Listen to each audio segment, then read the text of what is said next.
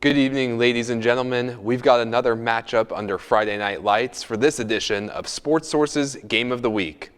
I'm your host, Owen McDaniel, here to walk you through our preview of what is sure to be a highly consequential matchup for both teams.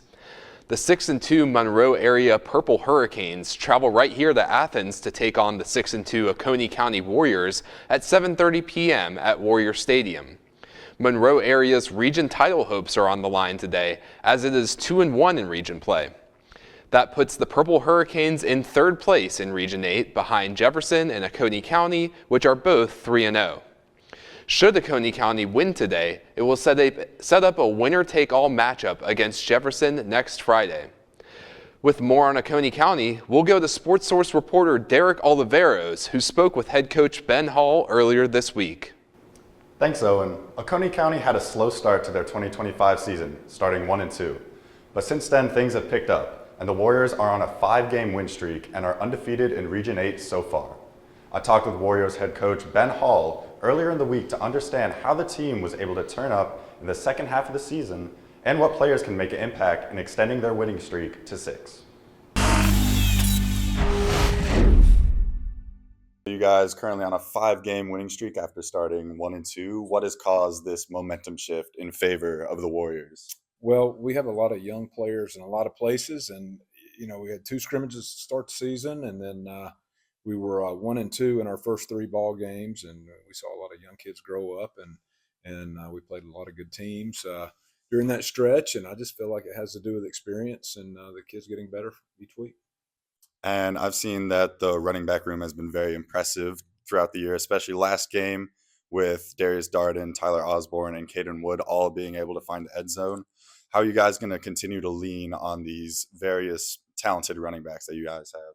Well, it's great to have those 3, plus Josh Wolfel has had a great year for us too, and he's actually he may be our leading rusher, and he's had a great year. Caden being healthy, we didn't have him through the first 3 ball games, so him coming back and having a strong second half to his senior year has been nice to see. And Tyler Osborne's a good young running back, and then Darius Darden, I can't say enough about that kid. He's a starter inside linebacker for us, and we get him as many carries as we can without spreading him too thin. But it's nice to have those guys, and the offensive line feeds off those guys in the way they run the ball hard. All right, so the running backs have been very talented, and I'm also interested in your thoughts on how QB Brody Hanna has been throughout his first year with the Warriors so far. He's been consistent. He's a good leader for us. He has arm talent, and he's a big physical, tough kid, and he's been a great leader. And when you have a kid like that at quarterback, it just makes everything seem smoother with a leader at that position. And I also saw that last week was the team's second shutout of the 2025 season. So I'm just wondering, what defensive players do you think are going to step up for your guys' game against Monroe area? We're going to have to have all 11 step up. But Drake Harrison, defensive lineman, Robert Evans on the defensive front have had good seasons.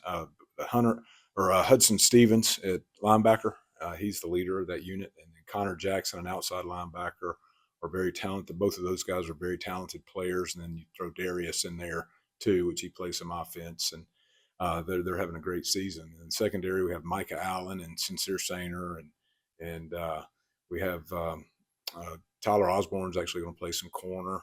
Those guys are playing well, and Wyatt Elsner at safety. So the secondary has been disciplined, and we're playing physical up front. All right, you guys are about to face the 6-2 Monroe area Purple Hurricanes, who are right behind you guys in the region standings, with their only loss in the region being against current region leader Jefferson. So what has been the prep for an important game such as this one? Well, the preparation hasn't really changed. We're consistent in the way we practice, the way we train. They have a lot of team speed. They have the best defensive front we've seen to this point. Dacian Davis is their leader, defensive end edge kid who has several scholarship offers. He's in the running for Region Player of the Year, so we're going to have to know where he is at all times. But he's not the only one. They're very talented and physical on the defensive side of the ball, and they have a lot of speed on offense. The Oconee County running backs are coming off an impressive performance in the Warriors' 49-0 win against West Hall last week. Darius Darden and Tyler Osborne both were able to score, as well as Caden Wood, who got into the end zone 4 times.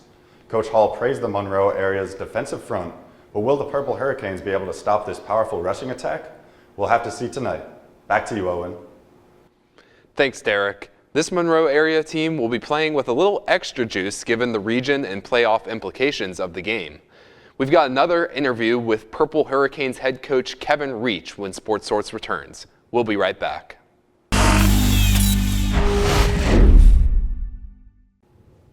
Welcome back to Sportsource. It's time to learn some more about the visiting Monroe area Purple Hurricanes. It's been 4 years since Monroe area got the better of Oconee County, but head coach Kevin Reach is confident in his roster to get it done this year.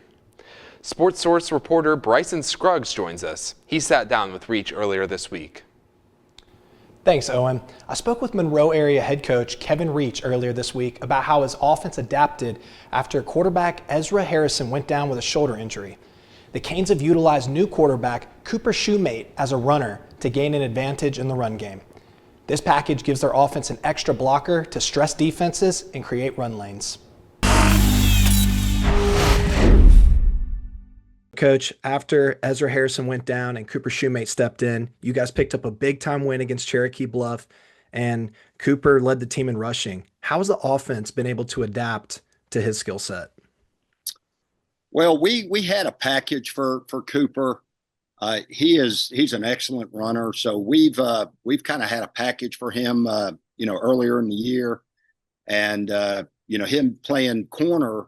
He also played running back for us, so we had him on the field, both sides of the ball. But when Ezra went down against Jefferson, Ezra had a separated shoulder, so we went ahead and kind of broke that package back out, and then kind of implemented the passing game with it. But yeah, he's a dynamic kid. I think he, whenever you get a +1, you get a kid that's a running quarterback, kind of a dual threat. It does. You're able to do some other things that not that we couldn't do with Ezra. It's just a different dynamic. Yes, sir. And you guys are coming off a bye week. What has that extra time of preparation meant, and how are you guys going to use that time to make yourselves better against Oconee County? Well, we've had a great week of practice. Looking at it from last year, we ended up losing to Cherokee Bluff, and that week that we had off, it really wasn't a good week for us. And this year, all the kids were where they needed to be. We had everybody there, and some of our kids that were beat up actually got healthy again. So for us, that extra bye week is, you get some beat bangs and bruises. You get those kids back, and they're feeling good. And by this week, they were kind of chopping at the bits and ready to go. But yeah, it was a great week. I thought we accomplished everything we needed to get prepped and ready for Oconee. And this game is critical for the region title race, for playoff implications. What do you think is going to be the key to determine the outcome of this game? Well, we're kind of jockeying for, I think all three of us still have an opportunity to win the region. With Oconee playing Jefferson the last game, so we're all kind of jockeying for position. But the keys for us is we've got to hang on to the ball. We can't have any big turnovers. We need to do like we did last week and kind of win the kicking game. And do some things, get decent field position. I felt like that really helped our offense out. That you get a 3 and out.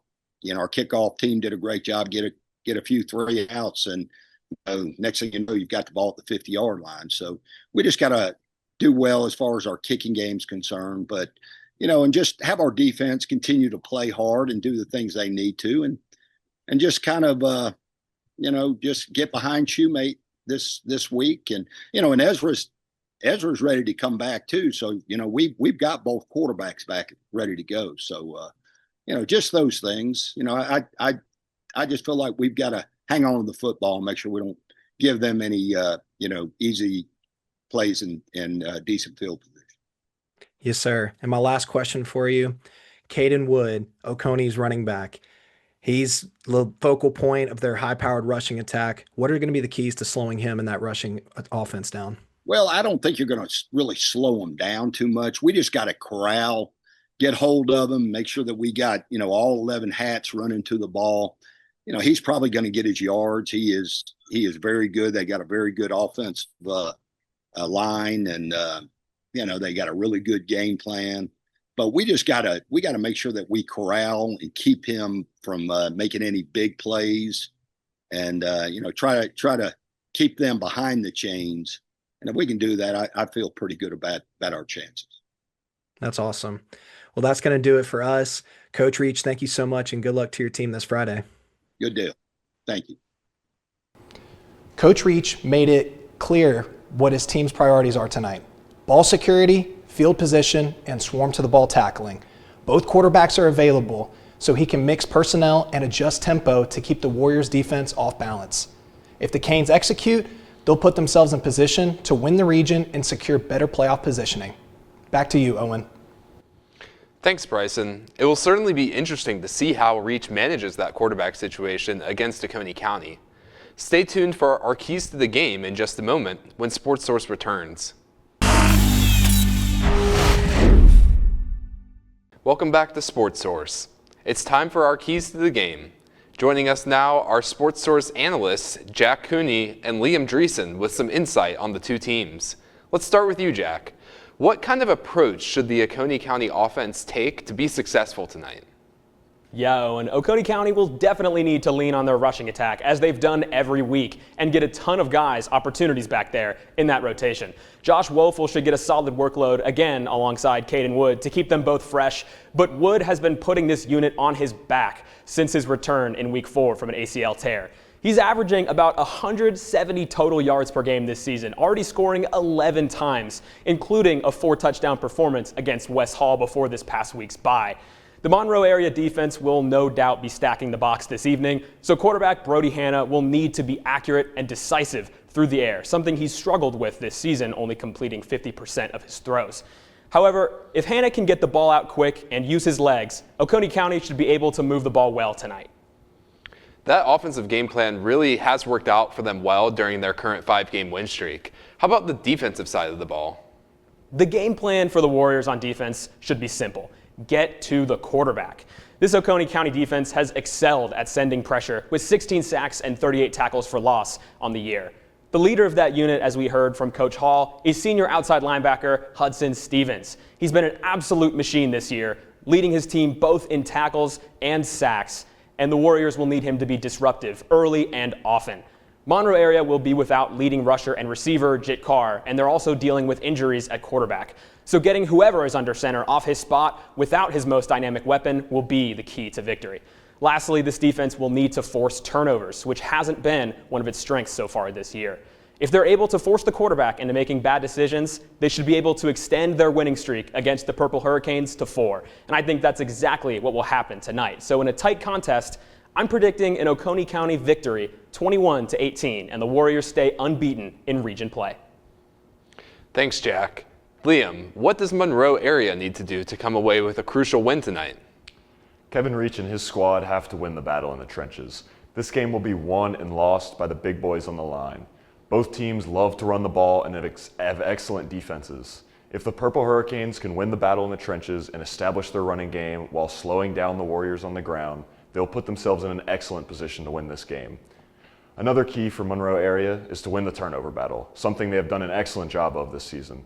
The Purple Hurricanes have forced 13 turnovers in their 8 games this season and have only turned the ball over 4 times on offense. This has put them in excellent position to win games, and if they can win the turnover battle against the Warriors on Friday, they will once again be in a good position to come out on top. And who are some key players that can help the Warriors accomplish that? Dacian Davis needs to have a good game for the Purple Hurricanes. The 6-foot, 260-pound defensive lineman will be key to winning the battle in the trenches. Davis's size and quick twitch have allowed for him to disrupt opponent backfields all season long. The senior has 64 total tackles, including 29 for loss and 8 sacks. His athleticism also allows for him to be a threat on the offensive side of the ball. Davis has 27 carries for 217 yards and 5 touchdowns. Not bad for a defensive tackle. Cooper Shoemate is the other key for this Monroe area squad. The young sophomore took over at quarterback after Ezra Harrison went down with injury. Shoemate's athletic ability gives the offense an additional dynamic running threat at quarterback. His legs will always pose a threat to defenses, but if he can develop as a passer, he could become a real challenge for opponents. Shumate has struggled through the air after being thrust into the starting quarterback job, but he's just completed under 50% of his passes for no touchdowns and 2 interceptions. But if he can get going through the air this Friday, Oconee County will be in trouble. I'm expecting a close ball game, but I think Monroe area pulls out a win by a score of 24-21. Thanks, guys. And there you have it. No matter how this matchup plays out, the stakes are high and both teams know a slip-up could be fateful for their region title hopes. Kickoff will be at 7:30 at Warrior Stadium at Oconee County High School. Thank you for joining us for tonight's edition of Game of the Week by Sportsource. For reporters Derek Oliveros and Bryson Scruggs and analysts Jack Cooney and Liam Dreesen, I'm your host, Owen McDaniel. Enjoy the game.